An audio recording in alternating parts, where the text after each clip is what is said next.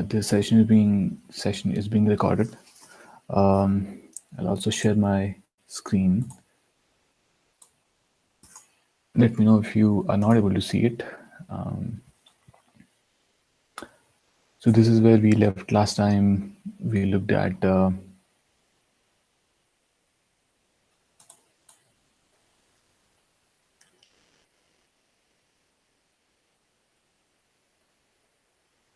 all right, Gavin. It's a deal. Okay, thank you for letting us know. So yeah, this is where we left last time. We did merge sort, and before we start with today's session on quick sort, which is the last sorting mechanism we'll look at as part of AP Computer Science course, I want us to understand the power of recursion here. See how in this sort mechanism or this method, how it calls itself over and over again, and at the end of it we have the result. And the first thing typically of a recursive call is the break condition.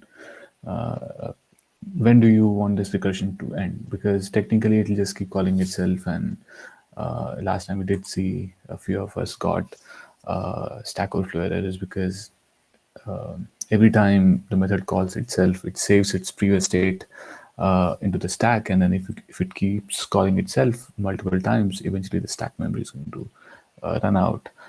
So a break condition is very important, and there could be one or multiple break conditions, but typically at least one should evaluate to true or whatever condition that breaks the recursion, and then the program goes back from where it started. And we are going to build upon this recursive implementation and quickly understand how the quicksort works. I'm going to take my earphones out just in case we have hard time hearing. Let me know, and I'll try to speak on top of my volume as much as possible. I hope now the screen is not very blurry. I'll try to write bigger fonts so that even if it gets blurrier, we may be able to follow. And then I recommend use a paper pen and then replicate it at your end and try to understand how this algorithm works. And then we'll see how subtle is writing it into a program.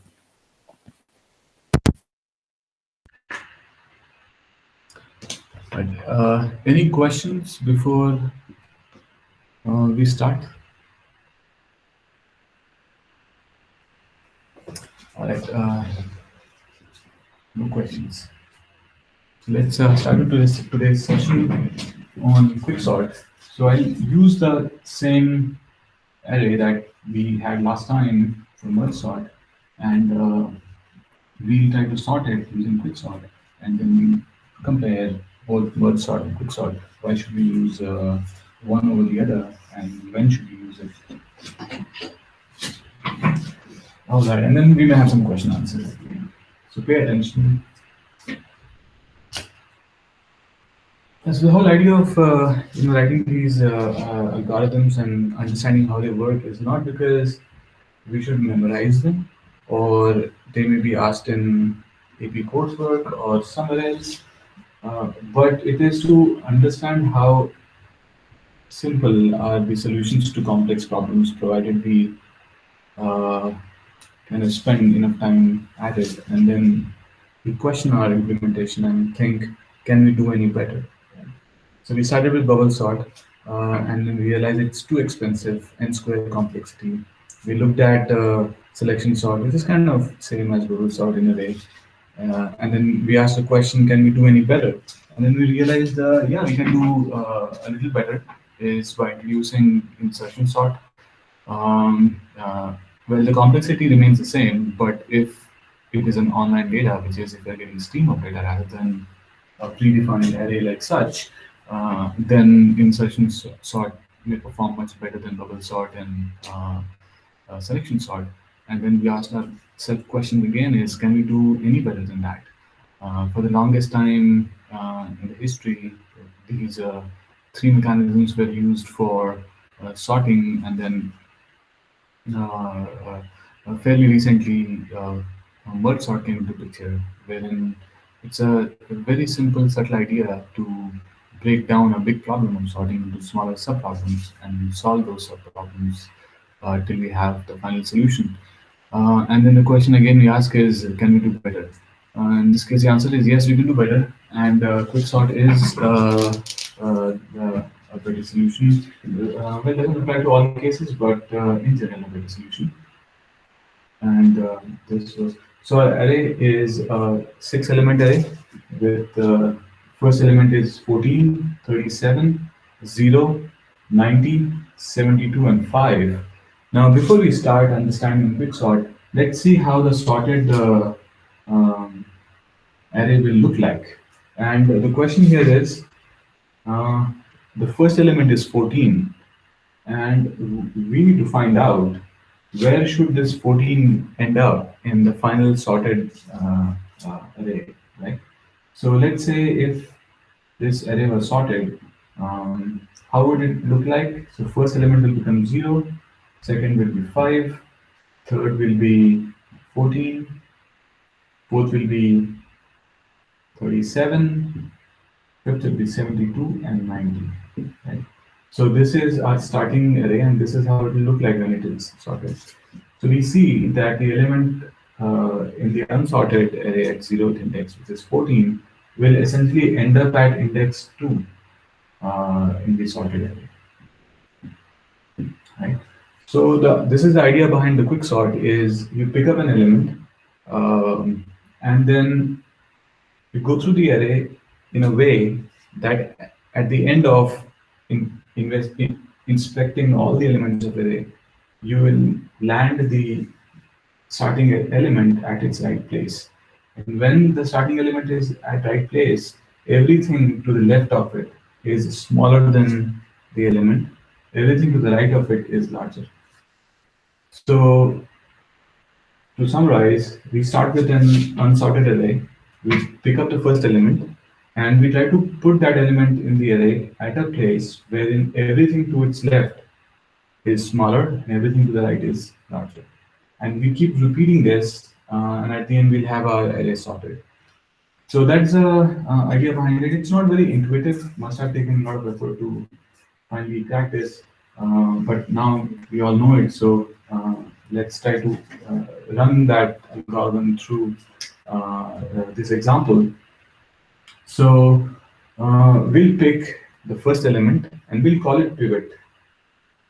So we'll call pivot, and we'll take the next element to that, and we'll call it I index, and the last element we'll call it as a J index. And the algorithm is very simple. Is we keep the pivot element wherever it is. So 14 remains as is because that's our pivot element, and it's a 0th element. It could be any element, but as it is a randomly shuffled array, it doesn't matter which element we pick. So for ease of implementation, we'll go with the 0 element. So that remains as is. Now we look at I and we say, if whatever element the index I is pointing to is less than the pivot element, keep going forward, else stop. So I is pointing to 37. Is 37 less than 14? 37 is not less than 14, so it stops right there. Now we look at J, and the question is, while J, whatever element it is pointing to, is greater than 14, keep moving, else stop. J is pointing to 5. Is 5 greater than 14? No, 5 is not greater than 14. So we stop there, and then we exchange whatever the value is at I and J index. So when we do that, we get 37. I points to 37 and J points to 5. So when we swap, at the location of 37, we'll have 5, and at where 5 was, we'll have 37, and everything else remains where it is. And when we have swapped, we move I by one index and j by one index. And we'll again ask the question, is I in whatever element at ith index, is it less than 14? If it is less than 14, keep incrementing I. So is 0 less than 14? It is less than 14, so I just increments. So now our I was 0, but now our I is 19. Now again, we compare I with 14. Is 90 less than 14? No, I is not less than 90 is not less than 14. So we stop. We look at j. Is j whatever element is pointing to less than 14? It is not. 72 is greater than 14. So j continues forward. Now j is here. I and j are pointing to the same element. We again see if whatever j is pointing to 90, is it less than 14? It is not less than 14. So the j increments, and now j is pointing to 0. But now I and j have crossed. It means we have looked at every element of the array and compared it with the pivot element. So what do we do now? Wherever j is pointing, we swap that with the pivot element. So essentially, j was pointing at 0, and you swap that with pivot element is 14. So this becomes 0, that becomes 5, this is 14, everything else is as is. So now we got this intermediate array. Here, this was our pivot element, number 14. Now, the array is actually not sorted. You see everything to its right is not sorted, essentially. It is just coincidence that everything to the left is sorted, but it could have been unsorted as well. But the point here is, when you sort this array, the position of 14 is not going to change now. So everything to its left will be less than 14, everything to the right will be greater than 14.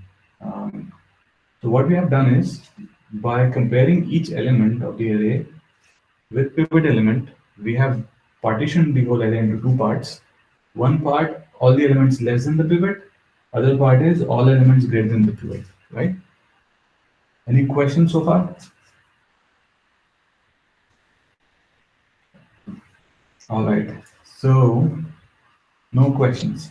So now, when we know that the position of 14 is where it should be in the final sorted array, so we have two subarrays, which is, this is one subarray, and this is the second subarray, right? So 14 partitions the whole thing into, the pivot element partitions the whole array into two parts.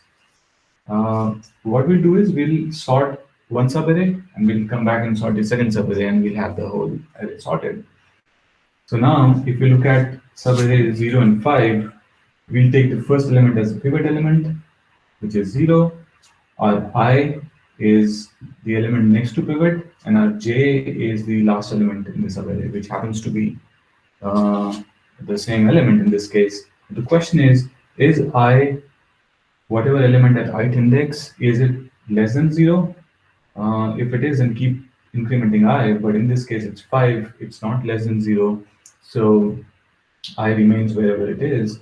So we go to j and say, is the element what j is pointing to greater than 0, a pivot element? In this case, yes, 5 is greater than 0, so we increment j. Now our j is where the pivot is, but I and j have crossed each other.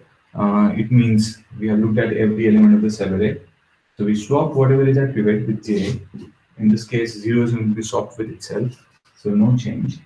And the resultant subarray will be, as there's no change, this is 0 and 5, they're already sorted, 14, 90, 72, and 37. So we have sorted everything to the left of 14. Now we'll look at this subarray which is to the right. So we'll pick up the first element of the subarray as pivot. So 90 becomes pivot, and I becomes the next element to our pivot element, and j becomes the last element. And the question is, keep moving I while the element it is pointing to is less than the pivot element. Well, yes, right. So is 72 less than 90? Yes, 72 is less than 90. So we increment I. I is pointing to 37. Is 37 less than 90? Yes, 37 is less than 90. So we increment I. So our I is pointing somewhere else, but it has crossed j. It is more than j. It means we have looked at every element in the array and compared it with the pivot. So what do we do when that happens? We exchange whatever j is pointing to with the pivot element. So our resulting array becomes, so these everything before 14 is sorted, but now we exchange p and j. So this becomes 37, 72, and then 90. So are we done with the right array? Technically not. It's because um, pivot element has divided, which is 90, has divided array into two parts now. This part to the left has an element smaller than the pivot. Everything to the right is greater than pivot, but there's nothing on the right. So we still have these two to sort. So we come back here and we pick 37 as our pivot. Our I is the element next to the pivot element, and our j is the last element, and they happen to point to the same element in this case. The question is ith element less than 72, sorry, 37 a pivot? The answer is no. Ith element is bigger than the pivot, so I doesn't move. Now we question, is jth element uh, uh, smaller than 72 or pivot? So it is not. So what we do in that case, we increment j. Now our j points to the pivot, and as I and j have crossed now, it means we have looked at every element. And what we do is we swap pivot and j with each other. So in that case, they're pointing to itself, so they'll swap. The swap will essentially be no action or no operation. The resultant in now, when that happens, our resultant array is 0, 5, 14, 37, 72, and then 90. And this is where our final remaining sub-array goes, and we sorted that. So it means our resultant array must be sorted by now. This is the sorted array, and we did that using quicksort. Now, what we observe here is the sort was completed in very less number of steps compared to other sorts that we have seen. But how less are the number of steps? Well, mathematically, uh, as every time we take a pivot element, the pivot element breaks the array into, partitions the array into two parts. So it looks like a logarithmic operation. So every time you divide your problem into two halves, then it becomes a log to the base 2 problem or solution typically. So the complexity of this is O of n log n is to the base 2. So it's not in algorithmic complexity, you don't specify the base. So it means it's n log n but is it true in all cases? Well, this answer is not really, is because let's say in this case, we started with an unsorted array.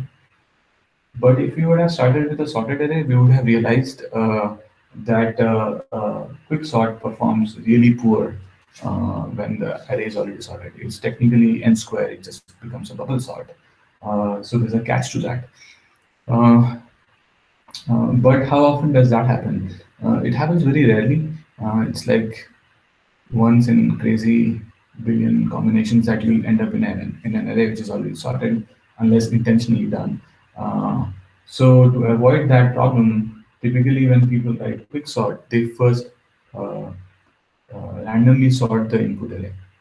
So you never know if someone has given you unsorted array or given you a sorted array. If you end up with a sorted array, that's n square complexity, which is too expensive. So why not sort the array? Well, why not shuffle the array contents? So if someone gives you a sorted array, you will shuffle it. It becomes something like such, and then you know that the complexity is n log n, right? Um, so how complex is maybe in the next session we should look at how to shuffle an array element, because that's very interesting thing to do. But anyhow, coming back to the topic here, so quicksort is blazingly fast. For the most case, average case and good case, it's n log n, which is equivalent of merge sort. Now, merge sort guarantees that an array will be sorted in n log n no matter what. If the array is already sorted or not sorted doesn't matter. It is always going to take same amount of time. In quicksort, if we can shuffle the array, then for the most case, it is going to take n log n. But then it's not always guaranteed. Um, so that's like a subtle difference between those two algorithms. Second difference is in merge sort, you need an auxiliary array. We created a temporary array wherein we would copy the original content and then copy it back into the final array. So if your array is like huge, maybe a million elements, then you need a million element wide auxiliary array, which is too expensive on memory. Whereas in quicksort, it is in place. It just sorts things in the same array. It didn't create an auxiliary array, so it's not heavy on memory. Merge sort is stable. What it means is if you the relative location, let's say the order in which elements were in the original array, that order is maintained and this in the sorted array. So let's say if we had uh, instead of 4 and 37, if we have, let's say, A and AB and so on and so such, if it was merge sort, then we would have ended with A and AB always in the same sequence that they appeared in the original array. So it's a stable sort, whereas a quick sort is an unstable sort. So we may find these elements shuffled around, not necessarily in the same order they were given to us. So these are few differences between the two types. Any questions? No questions. So let's quickly write a code for this. Before we do that, let's understand the problem and recap on the algorithm. Is the idea here is to start with a pivot element, which is in our case we are going to always take the first element of the array or the zeroth element, however you say it, as our pivot. And the idea is to go over the remaining elements of an array and find a location where this pivot will belong in the final sorted array.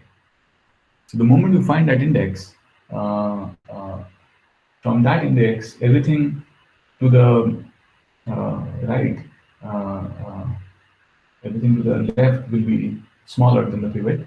Everything to the right will be larger than the pivot. So this pivot breaks the problem into two halves now, the right half and the left half, or the left half and the right half, essentially. And we go and sort each half and come back and combine the result.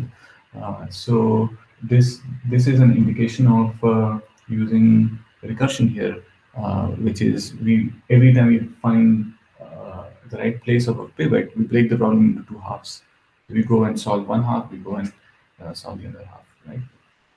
So that's one key takeaway, is to break the problem into smaller sub-problems.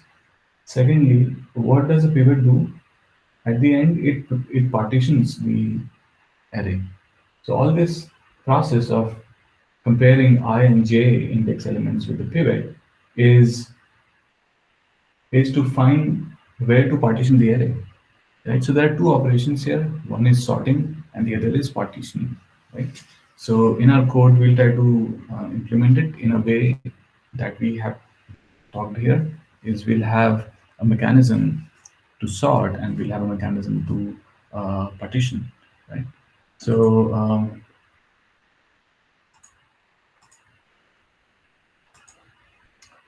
any questions? No questions?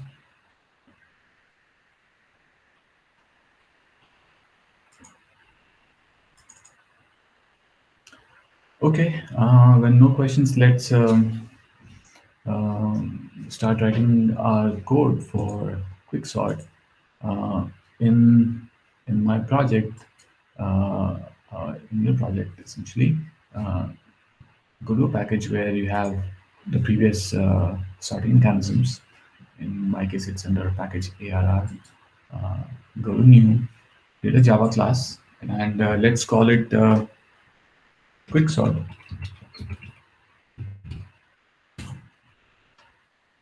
Okay.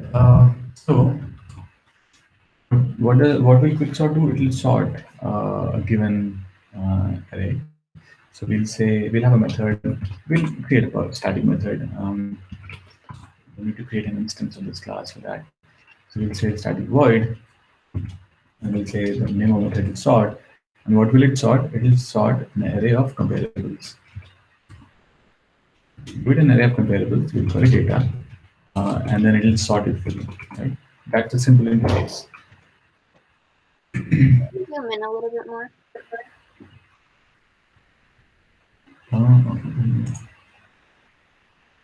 Is that better? Yes, thank you. All right. So, kind of understand when we sort, we are doing few things: partitioning the array, and then solving each subarray to the right and left. So we'll have to create another method which actually does the heavy lifting. This is just an input, like point of input for the user, but the meat of algorithm is elsewhere. So we create a private method from private static void, and we'll say sort. What will it sort? It will sort a comparable uh, data, and then we. So every time, what is our sub problem? Our sub problem is to sort a subarray, right? So when, let's say on the whiteboard we see when the pivot element is at wherever it should be in the final result, it breaks the array into two parts, and each part has a starting position and an end index, right?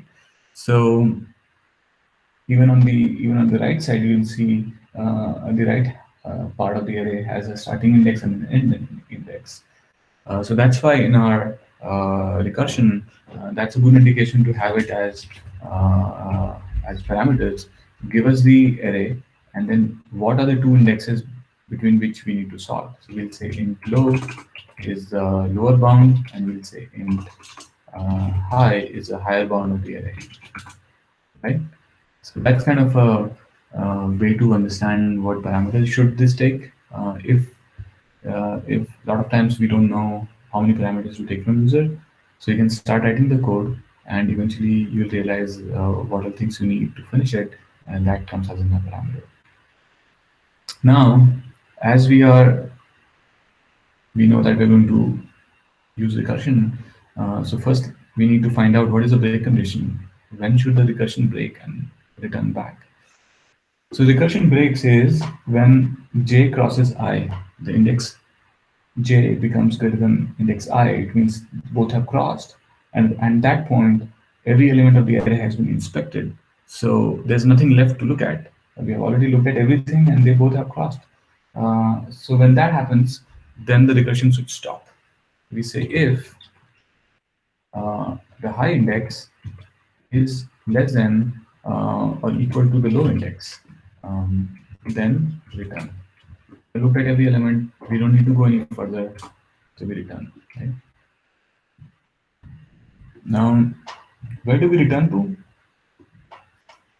So let's say when we look at the whiteboard, After the partition first time, our element 14 was at index 3 or index 2 essentially. So what we did is we said we'll sort everything to the left, and once that is sorted, come back here and then now go and sort everything to the right. So come back to index 2.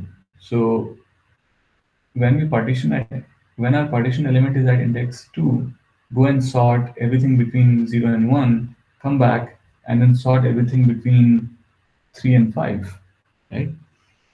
So so we need to first keep a track of where our pivot element is. So we say that at integer j is where my pivot element is. And how do we know where the pivot is? Is when we do the partition. So we'll say partition my array, and wherever the partition is where my pivot is. And what do we partition? We partition the given data between what bounds between the given low and the given high bounds.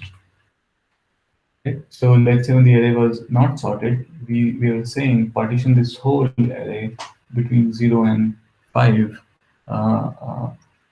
When we had the first partition, we said partition the left subarray between 0 and 1, and the right subarray between 3 and 5. Right? So that's what we say we do partition. And once the partition has happened, we go and partition left, we go and partition right. Sorry, we go and sort left and we go and sort right. So we'll say sort the data between where, so low index to wherever the partition element is, which is we sort the left subarray,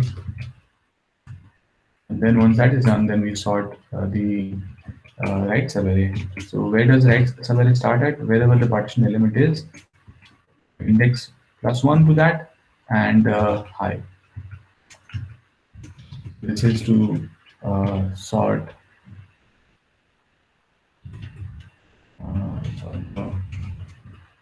right.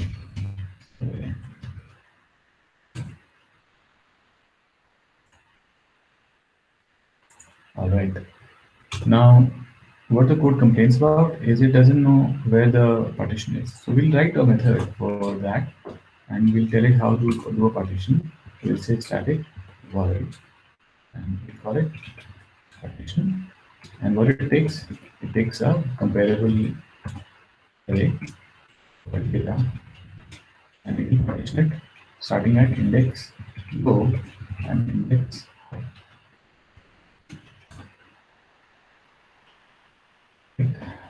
So let's see what it is complaining about.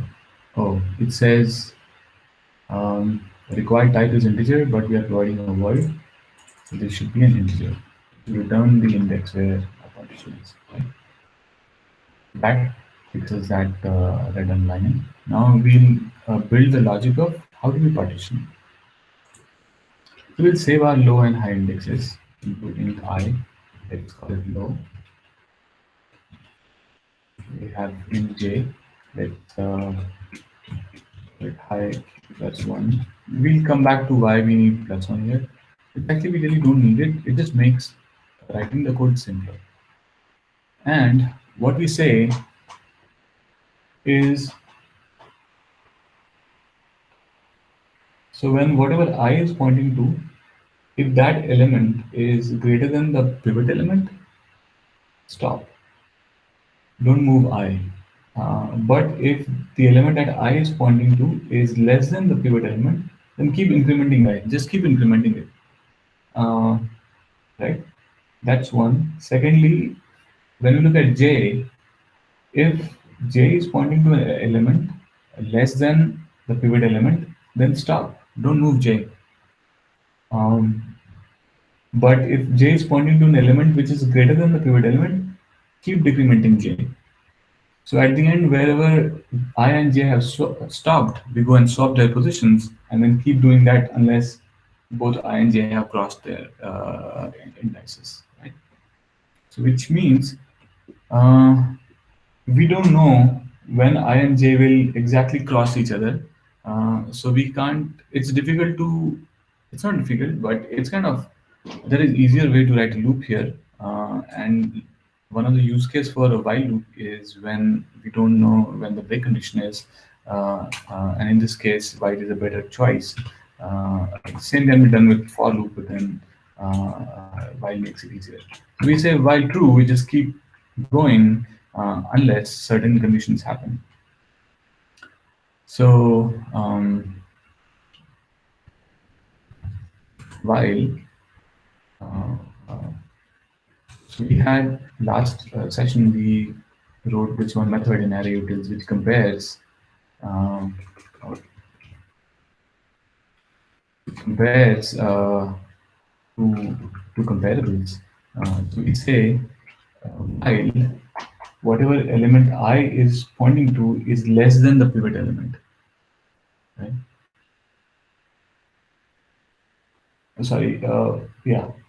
While whatever I is pointing to is less than pivot, keep incrementing I. Right? So we say while is less than data at low. We mean that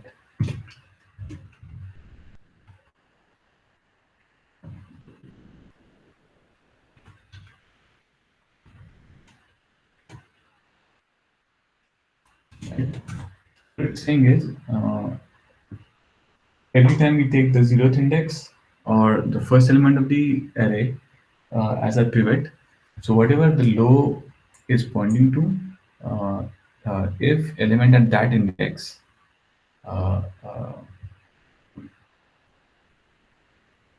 so um, so data at I plus plus, which means our I was low, and it says if the data low and pivot is same, if they both are less, then increment, keep incrementing I, right?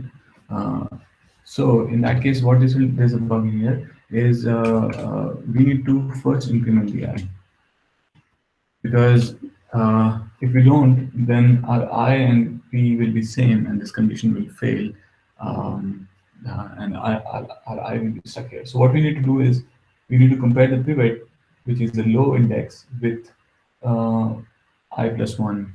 So we're saying first increment the I, and whatever is the value at that, if that is less than the value at the low index, which is a pivot, this is a pivot. Um, just keep going, right? Keep going, and if that happens, if it happens that we keep incrementing I and it goes beyond j, then break it because we have crossed j. So if I is equal to j, then what do? We do a break it from this while loop, but we're still in the bigger while loop. That's going to continue. Now, while what is the next thing we do? Okay, so when will we exit the first while? Is only when this condition is false, which means we reach an index I where the data is bigger than the bigger than or equal to the pivot element, right? That's when it will break. So in this example, I is 37 and that's bigger than 14, so it will break right there. So I will just get value of 1. So what's next? We start from the other end. We say, let's see how far j goes. And how does j move? It decrements one step at a time. And it keeps doing that unless the element it is pointing to is less than the pivot. So we'll say while uh, utils dot less data at minus 1 is j, less than data at low, because our pivot element is at the low index. While that is true, well, is that true? It's actually the other way around. So we need to say while the data at the pivot is less than minus 1 is j. So we are saying while pivot is less than j, um, we keep going. And when do we stop? We stop when j is equal to low. It means we have, and what do we do when that happens? We do a break. We exit from this while loop. So we keep going through the array, and finally we realize that j has reached the pivot. It means it has seen everything on its way. Do we really need to do that? We can actually put I here as well. Is if j has crossed I, we have already reached the end. Um, we'll keep it at low for now. Now, how do we know that we have looked at every element? Every element we know we have looked at only when I and j cross each other. So it might happen that j started moving from this end. So in this case, 5 is less than 14. It moves next 72. 72 is greater than 14. So j stops there. I stops at 37 because 37 is also greater than 14. Right. No. So j is pointing at 5, which is less than 14. So j stops there. I points at 37, which is greater than 14. So I stops there. And now they both swap their contents. But in the case when they have already crossed each other, then we don't need them to swap each other. It means they have to get every element, and we should break the outer loop now. So we check um, if I is greater than equal to j, then what do? We exit from the outer loop, which is this while loop will exit. It means we have looked at every element. And if that's not the case, what do? We swap the contents. So we have array utils dot. Um, we don't have a method to swap. Let's write a method which can help us swap the contents. Um, let's write it here. We can later copy it into the array utils. But just for sake of simplicity, let's write a method called private static void, and let's call it swap. What is it swap? We give it a comparable array, and then it will swap anything that is at index I with anything at index j, right? So how do we do that? We get a comparable type temp value, and that is equal to whatever is the value at ith index. We save that into a temporary variable, and then we say value at the I index is equal to value at jth index, and value at j index is whatever is in temporary variable. Now at this point, our contents have been swapped. So we say swap our, we go back to our partition method, and we say swap our data, and whatever is at index I, swap that with whatever is in index j. Okay. At the end, so this is um, what will find out. It will do two things, couple of things. It will keep moving I till it finds an element which is greater than pivot. It will keep moving j till it finds an element which is less than pivot. And when it finds it, it is going to swap the contents, and it will keep doing it till I and j cross each other. So when they have crossed each other, our pivot is at the low index, and our j is pointing to the element in the array beyond which everything is larger. So we just swap their contents, swap j with the pivot at the end of it. So we say swap data. What do we swap? Low with j. Right? And then what do we return? So where is our pivot now? We have swapped I and j content. So our pivot is at jth index. So return j. So we say this is where our pivot is. Everything to its left is unsorted. Everything to the right is unsorted. And this method returns. And when this method returns, here we get that index where the partition is. So we say go to left and sort that, go to right and sort that. Right? Now this is a industry grade uh, sorting quick sort program, kind of not really in industry grade, just because there's one missing piece here, and that missing piece is we have not factored in the case wherein if our input array is already sorted. In that case, this program is going to run at n square, which is like a bubble sort. So what this lacks is a mechanism to shuffle the input array. We'll look at it later on, but this is good for now. So when anyone calls our quicksort and passes us the data, what do? We call the recursive mechanism. We say sort the data for me, starting at index 0 and ending at index length -1. So that should sort the data for us. Now let's run this program. So see how we have a static method called run. Similar to that, we'll write a static method called run. Here. Any questions so far? No. Say static void run. When we run that, let's copy the content from our previous merge sort just in case. It makes it, we don't have to type all this again. It's not a typing practice session. So essentially what we're doing is, so we're generating an array of random integers. How long is the array? Let's make it like at least 10 elements long. So we say generate an array of 10 elements and populate it with random integers.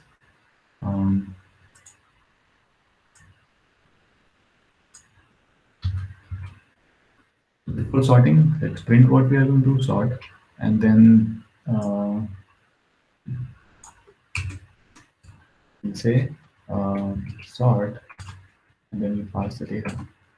And then let's print it out when the sorting is completed. Okay. How do we run this program? We go to where our main is, and then we comment that out, merge sort out, and we say sort dot. Why is it not showing up?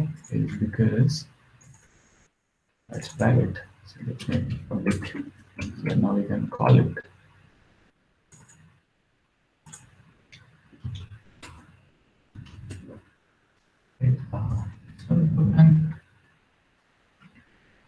There it is. Before sorting was that. After sorting, is it sorted? Yes, it is sorted. Yes. Okay.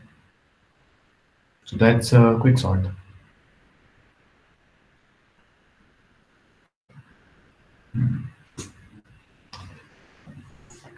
Anyone running into problems with it? Any questions? Any questions? All right. In that case, when everyone has this run,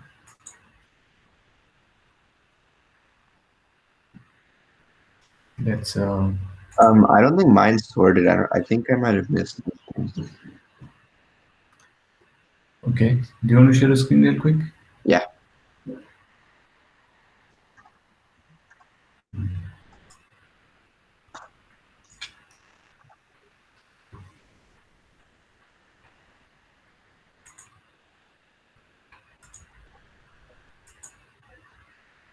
I think I might have missed something somewhere. I'm not 100% sure. Okay. So, what is going on? And this is your partition. Oh, because in your sort method up there at number 5, it's not calling anything. It should call the method at number 9. So you say sort, and then you call the method in, yeah, and then pass data, and then sort it between 0, the first index of the array, and then data dot length, -1. Oh, now it should work.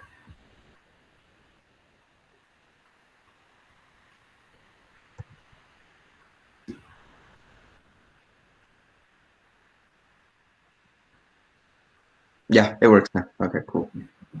Nice. All right.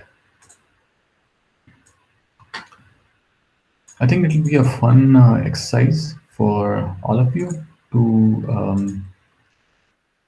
kind of now we have 4 sorting algorithms that we have written. It'll be a fun exercise to kind of like have a bigger data set and then run each of the 4 algorithms and compare their time taken to run. And you'll be surprised how quick sort and merge sort is. They're blazingly fast compared to whatever we have seen so far. And if you all have time, you all can find time, it'll be nice if we all can go over those results during next session and see whose computer took how much time. So if you can run it, capture the metric, and then we can talk about it next time. All right, so moving on to the next topic in our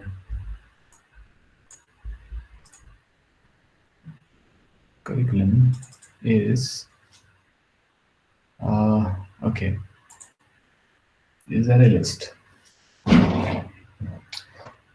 Right, so what is Arraylist? Let's have a quick look. Well, before we start that, the exam weightage is 2.5 to 7.5%, but it's deceptive is because Arraylist is kind of whatever we do with array, you can do exactly same with Arraylist. And just as a reminder, let me share how much is the exam weightage for an for array related topics. 15%. It's very huge. So whatever we have done so far, you may find 15 to like 10 to 15% problems requiring those things that we like array manipulation essentially. So it's a huge topic as per the exam point of view. Now with Arraylist you can do whatever arrays can do, which is 10 to 15% of the exam weightage, and then on top of that, Arraylist adds 7.5% more. So these two topics combined have the biggest weightage in the exam as per the syllabus. Though it looks a smaller number, but it's an extension of array in a way. They both go hand in hand in terms of what operations can be performed on them. So if that's the case, why do we need Arraylist? So we'll quickly look at why do we need Arraylists. So let me put my earphone back just to be more. All right, I think this is better. So the reason why we need array list is because arrays have some limitations. One of them is arrays have fixed length, which means when you have declared an array and you want to add more elements to it, you really can't do that. For that, first you'll have to create a bigger array or a smaller array in case you want to reduce the element size, and then copy the contents from old array into the new one now, and that's how you increase the length of array, which is too much work. So it's not easy. Second is chances of unused memory is very high. Is high because let's say if you have an array of 100 elements, but you only are using it to store 50 elements. It means your 50 memory blocks are unused at this point in time. So it's a waste of memory. It could have been used for something else. Third is adding and removing element is not easy, which means like let's say if you have an array with the elements and then you need to insert another element at certain index. How would you do that? It's not a replace, it's an insertion. So nothing before and after gets deleted.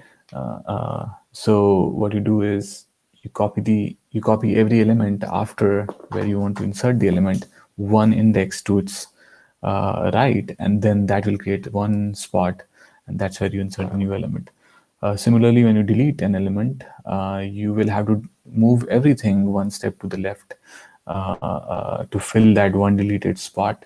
So just imagine doing that on a million element array. You're moving elements, 1 million elements every time. It's too expensive, and what do you get out of that? Is really nothing. Just wasteful exercise of moving things around. So those are limitations of array, and they get very pronounced when your data sets are huge data sets. So Java came up with a data structure called Arraylist, and that solves these problems. So what is an Arraylist? Arraylist is a mutable Java class. Now, what is a mutable Java class? It means the contents can be changed. When we were doing string, we looked at how string is immutable, which means once you create a string object, you can't change the content of it.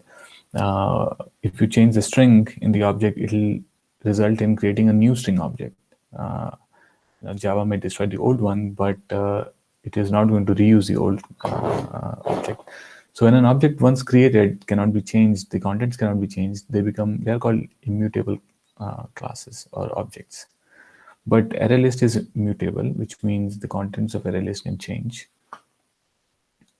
Using the methods, you can change the state of the class, essentially, or the object.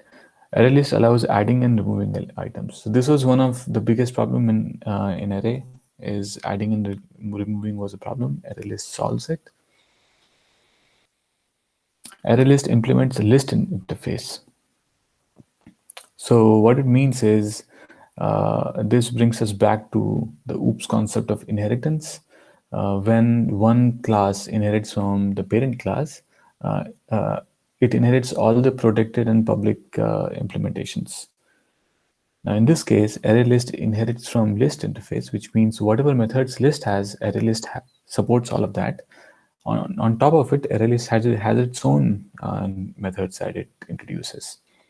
So if you know how to use a list, you will know how to use ArrayList as well, because all of that will be supported. And in fact, every class that inherits from list will have all methods that list supports being supported in them.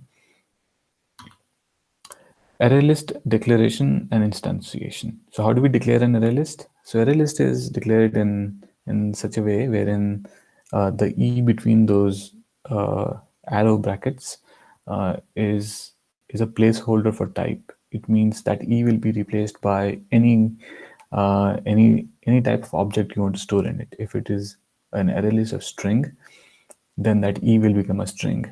If it is an ArrayList of people, then the E gets replaced by a people object, something like such. And the way we declare it is ArrayList, and then the type is specified, what type of value it's going to store as E, and then we give it a name. So in this case, it's ArrayList, and that's how we declare it. How we initialize it? So we create a new instance of ArrayList by saying ArrayList is equal to new ArrayList, and we just write empty arrow brackets. Now it is not mandatory to fill that. Earlier, whatever between the during initialization, between those arrow brackets should be the same type as it is in the declaration. So same E would have been here, but now it's obsolete. You don't have to do that twice. So Java takes care of that for you. So that's how you initialize it. And then the final statement tells you how you can declare and instantiate at the same time. Is you just say ArrayList is equal to new ArrayList, and that's how you get it. All right. So what are few of the ArrayList methods? You don't have to remember them by heart. Is because you'll be given a sheet with all the methods listed in it. But it's good to know. And a lot of the names, almost all names, are intuitive in what they do. As an example, int size, if you call it on an array list, it'll give you the length of the array list, or it'll give you how many elements are there in the array list. Another method is Boolean Add, and it takes an object of type E. Remember when we were declaring an array list, in between the pointed brackets, we had an E. Same E is here. It means if that E was a string, then you can only add string. You can't add an integer to it. So it says the type should be same as your array list type, and you can pass in an object and it'll add it. Now, where does it add? Whenever you call an add method on array list, the new element gets added to the end of array list. So if you have 99 elements and you add a new one, the new element will be at the 100th index, right? There's an overloaded method for add. So in the first method, see, it returns a Boolean result. So it'll tell you if the addition was successful or not, which is true when it is successful. It may fail under certain circumstances, but not in regular use cases. The second method has a void return type. It doesn't return anything. It takes two parameters. It takes an index and the object that you want to add. So what it does is when you add an object at a certain index, it inserts the object at that index, and everything to its right is moved by one index. So the array size increases by one, which is not possible in array. So Arraylist does that for us. It adds it at a given index. If you provide an index which is some random number beyond the size of Arraylist, you may run into exceptions. Now, these two methods were to add elements to a list, but this method is to get the element out from a list. Right? So if you want to find out what is at index 0, index 1, index 2, whatever, so we pass the index and we get a element from the array list. And what type of that element is? It's the same type as the array list is. So it is of type E. If E was string, it would have been string. If E was integer, it would have been an integer. If you want to replace an element, so let's say at index 5, we have a value of -10, and we want to replace that with 50, let's say. So we'll call arraylist.set, and then we'll say at index 5, put 50. So Arraylist will do this for us. It will go and replace the old content with the new one, and then it will return the value of the old content. So it will return as -10 saying this was the old content. I have replaced that with whatever the user has asked for. Finally, method is remove. It removes an element from array at whatever index we have specified. When an element is removed, naturally everything to its right will be moved left by one index, and that decreases the overall length of array by one. And this method returns the value that has been deleted. So either you can use it to find out what was deleted, or just don't use it, but it'll return you that element. Any questions?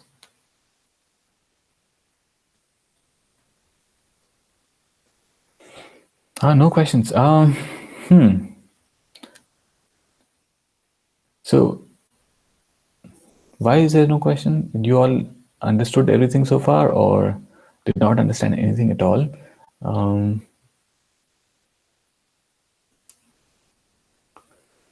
All right. In case you have a question, feel free to unmute and ask. Moving on, which is traversing the array list. So far, we have looked at, we traverse through array, based on the index counts. Similar to that, in array list, you can traverse array list using index counts. So the first element is at index 0, and the last element is whatever the size of array list is, -1. Very similar to how array is. One difference is in array, the way we find the length is by calling array.length, which is a property, whereas in array list, we find the length of array list by calling the method size. It's not a property, it's a method. So there's one difference to find how long the array list is. Secondly is loop based, which means we can run, we can go over the array in a loop. Let it be it can be a for loop or a while loop or a for each loop, which is preferred because it's very fast and it's safe. So we can loop through the array. We can loop each element at a time, or we can loop. We can skip an element and look at every other element, or we can have any logic on how we loop, but we can essentially use some kind of a loop to go through the array list. What are the pitfalls of traversing through array list? We should be careful of the index out of bound exception. Is that happens when we accidentally try to access elements outside of the range of array list. What's the range? It is between 0 and the number of elements -1. So if you go beyond the length of array on either side, you're going to get index out of bound exception. Secondly, changing size of array list while using the for each loop will result in concurrent modification exception. So what this means is when we are using the preferred way of looping, which is for each, Java locks the array list, so it won't let anyone modify it because you're like using a for each, which is a faster way of looping. So it locks the array list. So while you're looping and you want to delete an element, oh, I don't want this element deleted, you can't do that. It's because Java has locked it for you. And if you try to delete it, Java finds out and throws an exception saying someone tried to change the array list while it was being looped upon. So try not to delete elements while you are looping on it.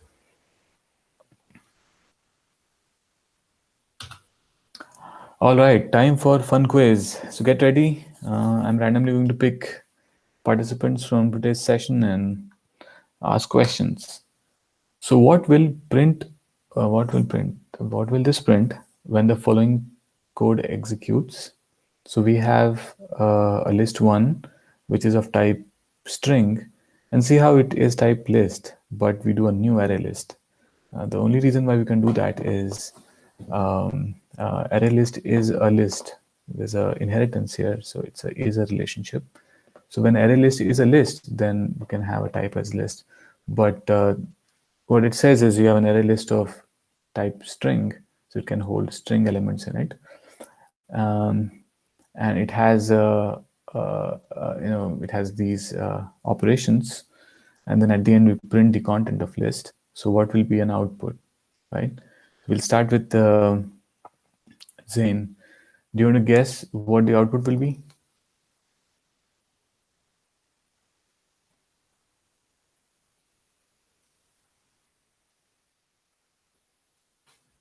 Zain?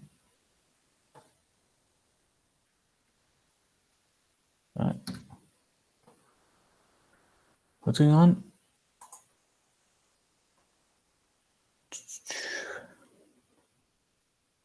Zain, you there? You're on mute. If you're talking, can't hear you. All right. Maybe Zain is not available at this moment in time. So we'll move on to the next. Yash.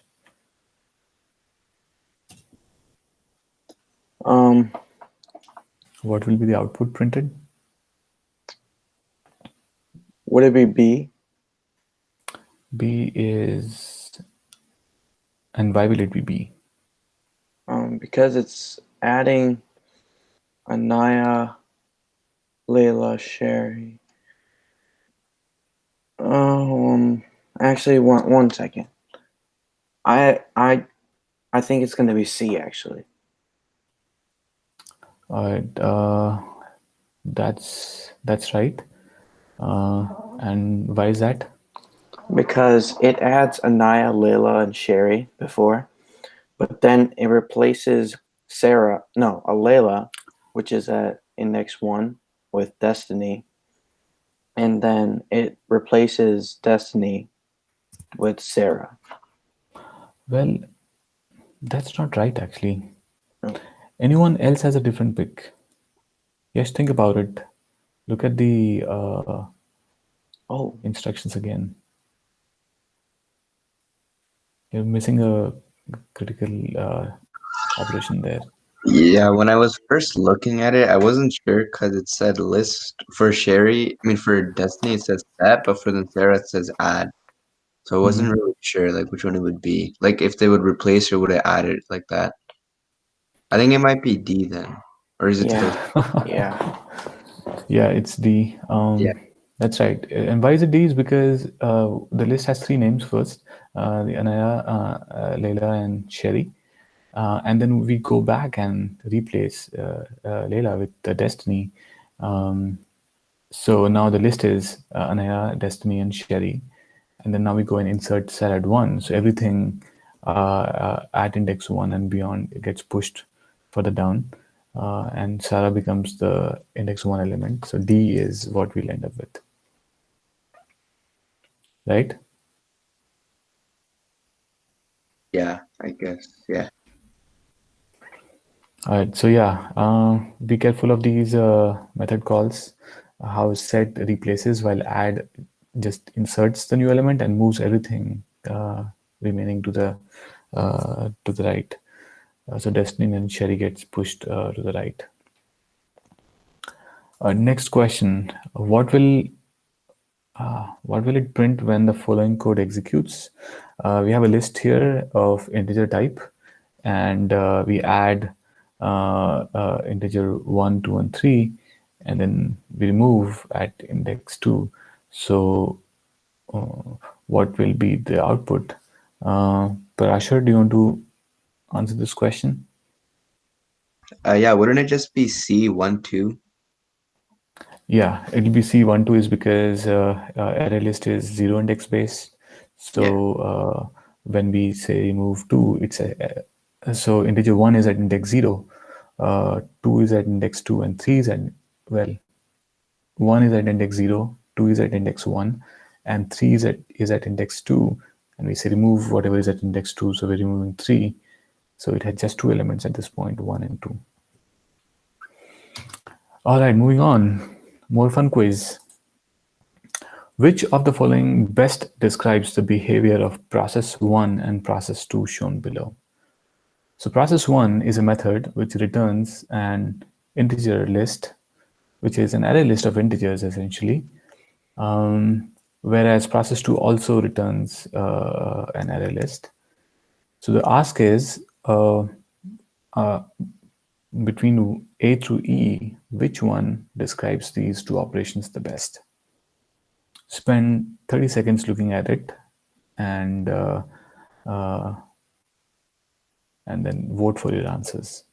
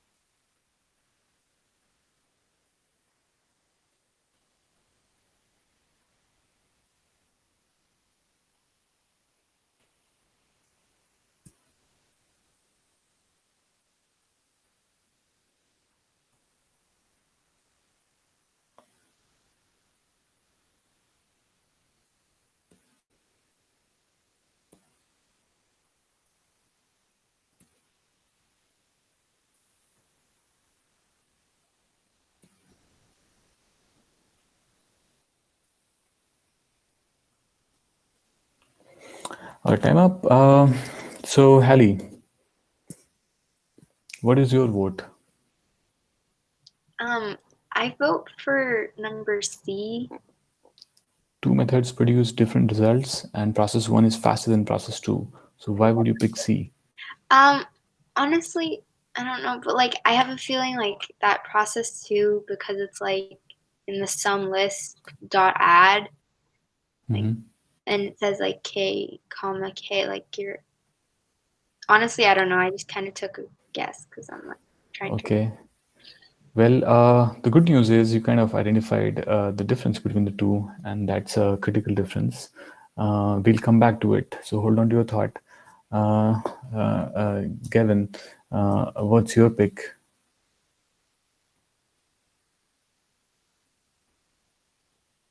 Gavin? All right.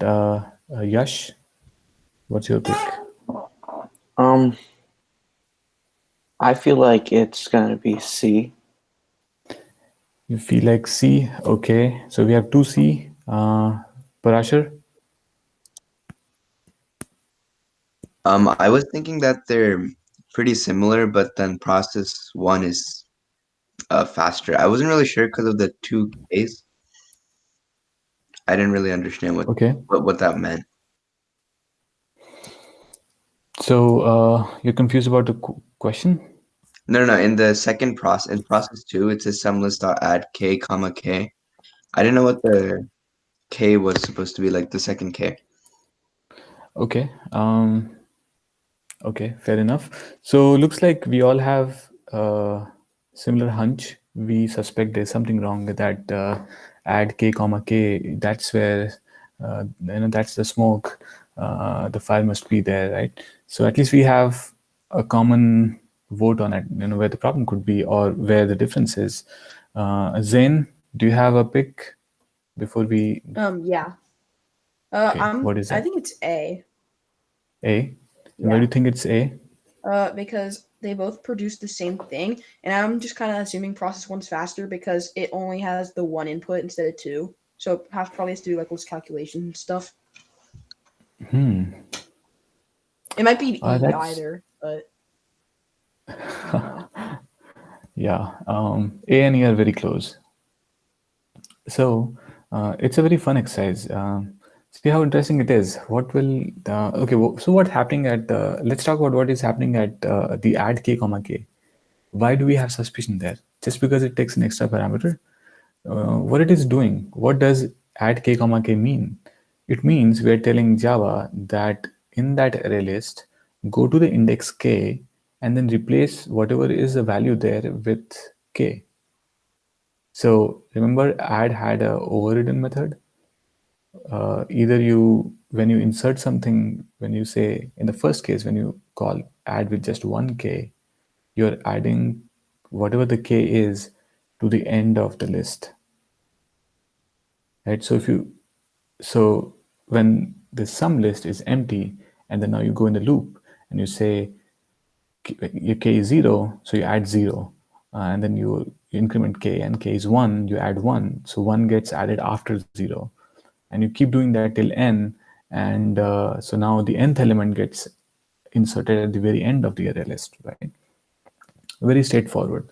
Now in the process 2, what is happening is when you say add k comma k and your k is 0, so you're saying go to the 0th index in array list and add 0 there or insert 0 there. So what happens when you do an so if you let's go back to this question here.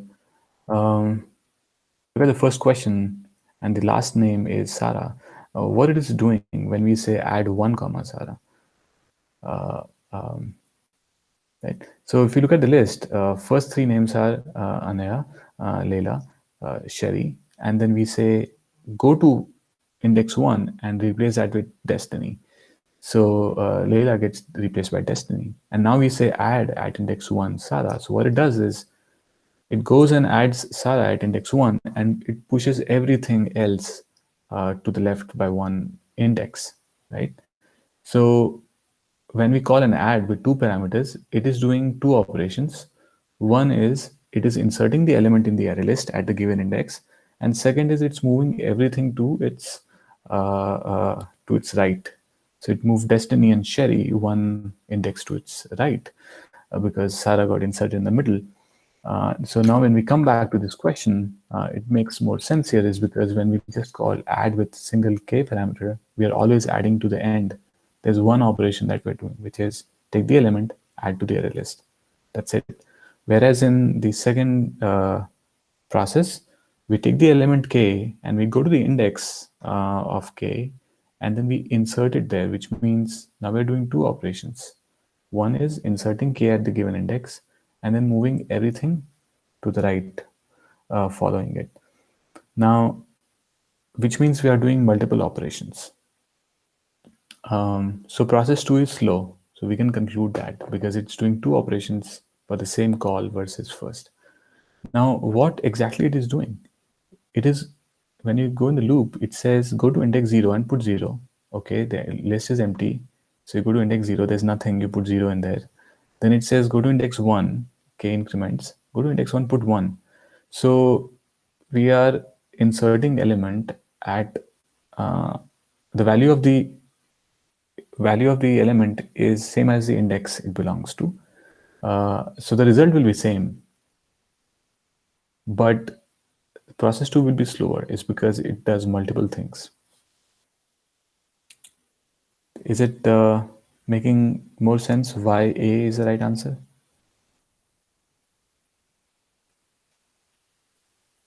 Any confusion? So everyone who voted for C, which is most of us, does it make sense? Yeah, it makes sense now. Okay. Just a catch here is if a method has more parameters, does not mean that it is always going to be slow. So if you come across a different method which has two parameters versus one, it does not necessarily will mean that it's slower. But in this case, it is slower is because we know that add does two things when we ask it to insert at a certain index. One is it goes and inserts the element at that index, and then moves every other element one to the right. So that's additional overhead. All right. So last quiz, a last fun quiz for the day is assume that a num list has been initialized with the following integer objects. So we have a array list of 0, 1, 2, 3, 4.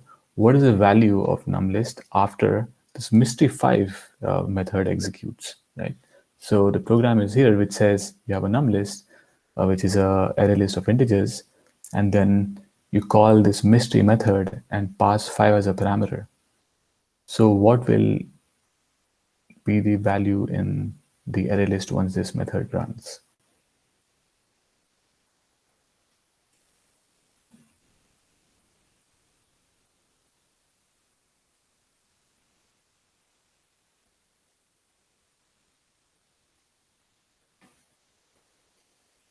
So I want everyone's vote.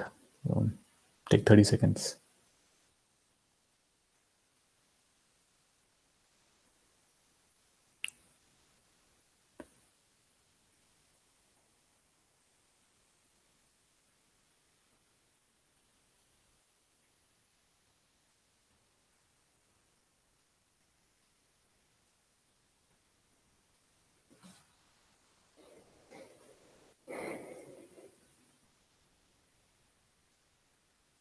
We should put it in chat, right? Or do you want us to just tell you right now? I think let me ask you all one by one. Okay. All right. So time up. Yeah, Gavin. I think it's C because I'm pretty sure like once you put 5 in as an integer, the entire thing doesn't run because it's only for like int equals 0 or int I++. So I don't think anything runs. So I think it's C. Nothing changes. And why does it not change? Is because you're saying the int. I don't think the int just fits the parameters of the integer object equals num list, remove 0 or add list to object. I don't think that runs it. I don't think it runs it. I don't think int to n counts. Okay. So essentially what you're saying is if this was if n was 4, then what would have happened? If it was 4, then I think it would have removed the 0, then added another 4 in there. It's not adding n.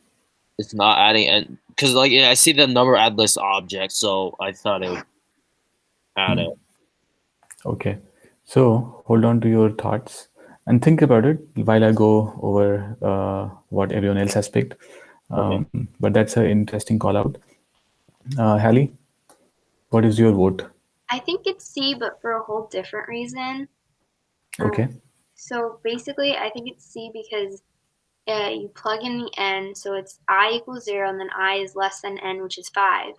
And then you're going to add to I, and then you're going to go through the list, and first it's going to remove the number in index 0, which right now would be 0. And then it's going to add a 0 to the end, and it's going to keep going through, and it's going to end up with 0, 1, 2, 3, 4, is what I think. Yeah, that's a fair pick. So if you're saying if n was 4, then 0 would not have been the 0th index. It would have been at maybe E would have been the right answer then, right? Yeah. All right. Parashar? I had the same idea as Haley because I was Okay. I just had the same idea. It just made sense to me, I guess. Nice. Yash? Yeah, I agree with Haley and Parashar that like it would run over 5 times, so 0 would go back to where it was in the beginning. Okay. Zain? I'm not really sure, but I think it's A. A. Just Okay. because it's like removing the first value and then it's adding that value back. So it's just going to go to the end. So I think that the order should be just reversed. So yeah. It's a very interesting take. But the right answer is C. And let's talk about why. So the parameter n is not inserted in the array list, right? So what it is doing is it is only used for looping in the array. So I starts at 0, it will end at 5. It means it is going to I is going to change from 0, 1, 2, 3, 4, right? And then 5. Next increment is 5, which is more than which is equal to 5. The loop is going to break. So I is going to change from 0 through 4. So what it does is first thing it will do in the for loop is it will remove the element at 0th index, which is 0. It will remove it, and what the remove method does is it returns you what it removed. So it gives you 0, which is stored in object, and then next line we add it back into the array list. So once you remove the element, our array list becomes 1, 2, 3, 4, and then we add 0. So now the new array list is 1, 2, 3, 4, 0. So it's not exactly adding the integer back in, it's more of adding the thing it removed. Correct. Loop. Okay, that's where it's coming from. I was a little confused at first. That makes sense now. Right? Yeah. Yeah. So after first iteration, we'll have our array looking like 1, 2, 3, 4, 0. Now our increments to 1, and now we remove whatever is at index 0, which is 1 this time. And then after removal, our array will look like 2, 3, 4, 0, and then we add 1 to it. So our array will look like 2, 3, 4, 0, 1. So see how this 0 is bubbling back to where it was. So as the method is called with index 5 to it, and the length of array is 5, 0 will bubble back to where it was. So it will end up being the same array. Now, if n was less than 5, let's say if n was 4, in that case, the answer would have been E, is because 0 had been kind of pushed 4 places from it. So it kind of went in a circle, essentially. Yeah. Good job, everyone. So let's see how much time we got. We got 15 minutes. I think 15 minutes is good to write this one quick program. What do you guys say? And it's going to be super simple, right? There are a few more programs we should look at. We'll look at it in the next session. But this one is real simple. 15 minutes is what we need. We'll quickly do that. So far, we have looked for is 4 different sorting mechanisms. And we have sorted the elements, but we have not looked for any value in it. So now we look at searching. And let's say if you have a list of like an array of elements or array list of elements, how would you search if it has certain content in it or not? So now what I mean by that is, let's say if that was the array list and you want to find if 2 is in there or not, or 4 is in there or not. So how do we do that? Well, the simplest way is to just go through every element of the array, and the moment we find a match, we say yes, the element is in the array. If we don't find a match, we're like, oh, well, we reached the end of array and we did not find a match, so there's no occurrence of the element. So just blindly going through each element of the array is called a sequential search, right? Because we go visit each element sequentially. And let's say if we are searching an array list again and again, it means we are going through each element again and again every time someone searches, and that's expensive. So it does the job, but it's not efficient, right? So let's quickly write the sequential search, and we'll see how easy it is. So in our source program, let's create a package, and let's call it Arraylist. Say that it's kind of an array list related thing. We can also put it in the array, it doesn't matter, but just for the sake of sticking to the topic here, and let's call it linear search. Right? So we'll write a method called private. Let me zoom in a little. Okay. Private static void. Well, we need to find out if the element exists or not. So this will say, we will have a Boolean result, yes or no, if it exists or doesn't exist. And we'll say search in what? An array of comparables, right? Does it have to be comparables? Let's see, we can change the type if it doesn't fit our bill. And we'll say, give us the data, and then what do you want to search?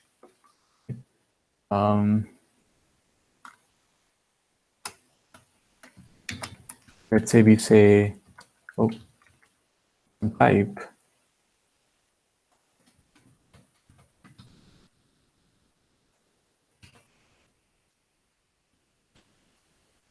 or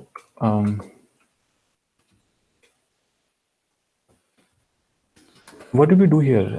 We say that we'll have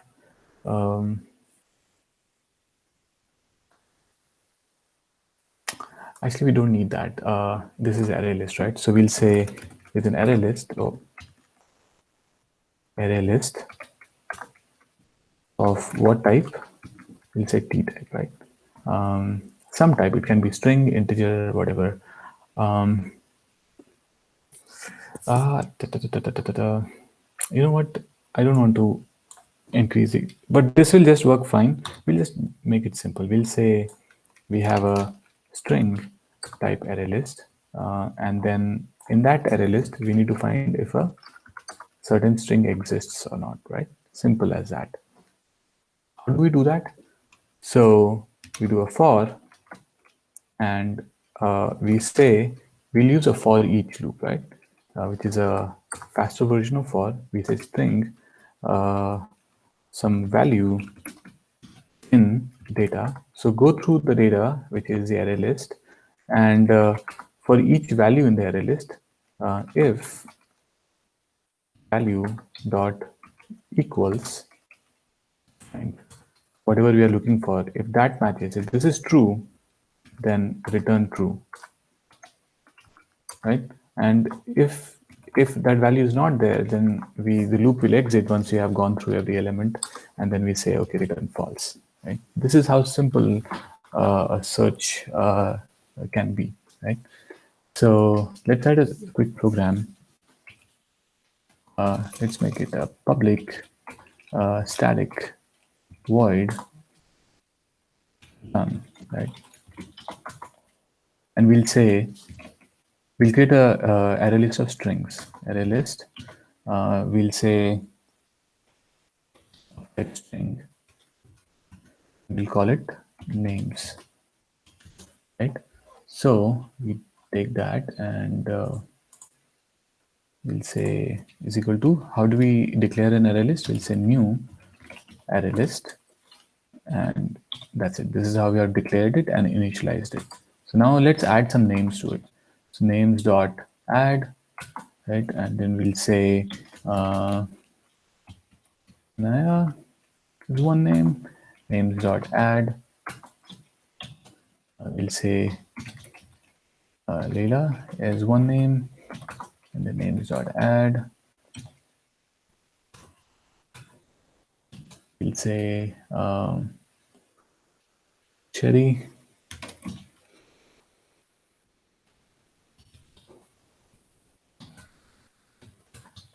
Add one more, just in case.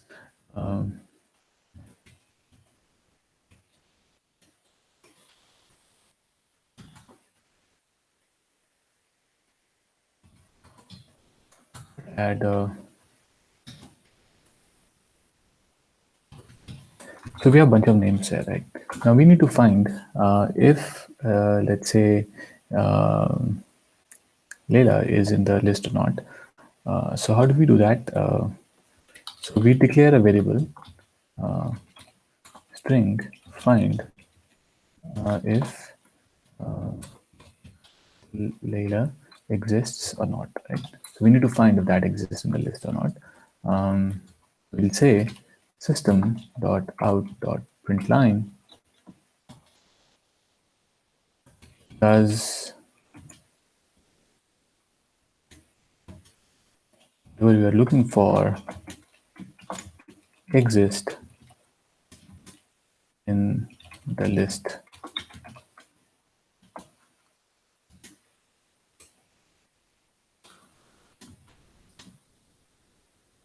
Plus, and then we call the search method and we pass all our names and then whatever we are looking for.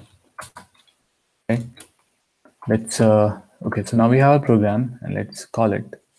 So we go to our main, and from there we call what was the name of our implementation? Linear search, right? So we'll say linear search dot run the program, and let's run it. What should we expect? We should expect true. Can I see the string again? I mean, can I see the code again? Yeah.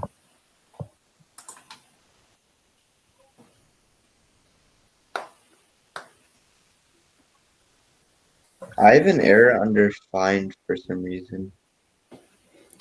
Under find, did you declare it as a string? Like that? Do you have it? No. Oh, yeah, that's what I was missing, I think. Wait, string find? Okay, so, okay, I got it. Yeah, Right. I got it. Thank you. Yeah, no problem. So that's one. Let's change it to something else. Ja.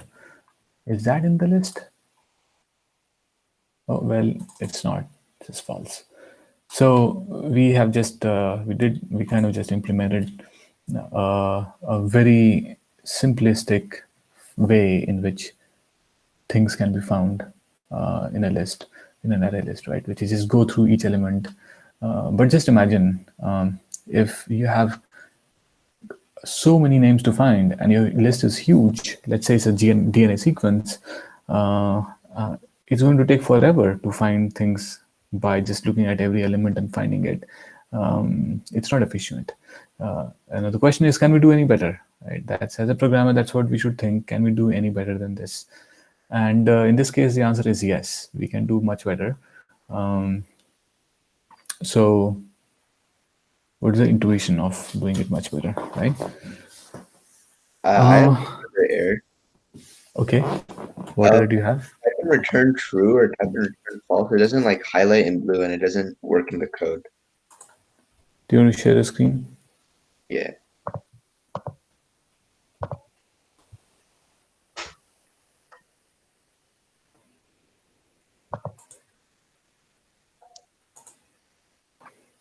All right.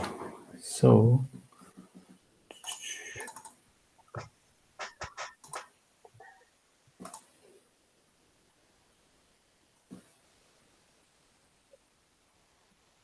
what is happening again?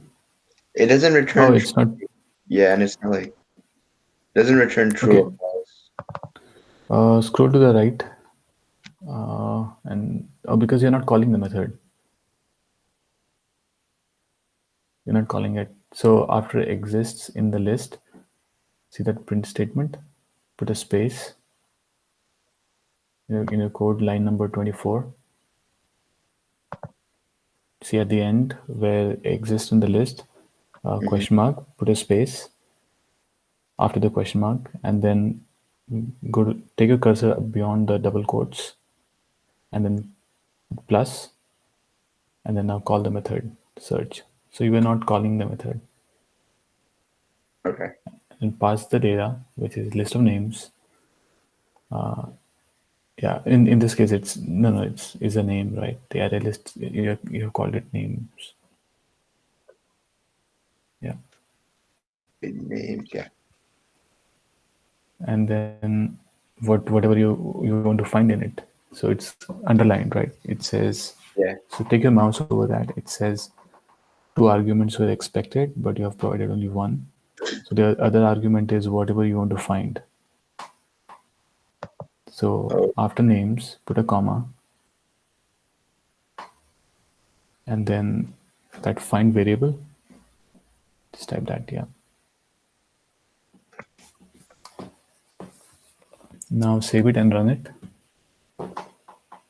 Yeah, it works. Nice. Awesome. All right. So now we are down to 5 minutes before the session ends. So I'll open this for any question answers. We have a sneak peek of there's a better way to find things, and that's what we'll do next time, the next session. But the takeaway from all this is Arraylist is much better in terms of handling dynamic data than array, especially when there's deletion and addition of data on the fly. But apart from that, mostly whatever you can do with array, you can do that with Arraylist as well. And then we'll just wrote a for loop, which is very identical to how it would be for an array as well. So they kind of go hand in hand. You can, whatever programs we wrote for sorting can be written using Arraylist equally in the same way, essentially. Next time we'll continue on this topic. Feel free to stop and ask questions if you have, else you all can call it a day. Have a good night and take care. Thank you. Bye. Thank you. Thank you. Bye. Good night. Bye-bye. Good night.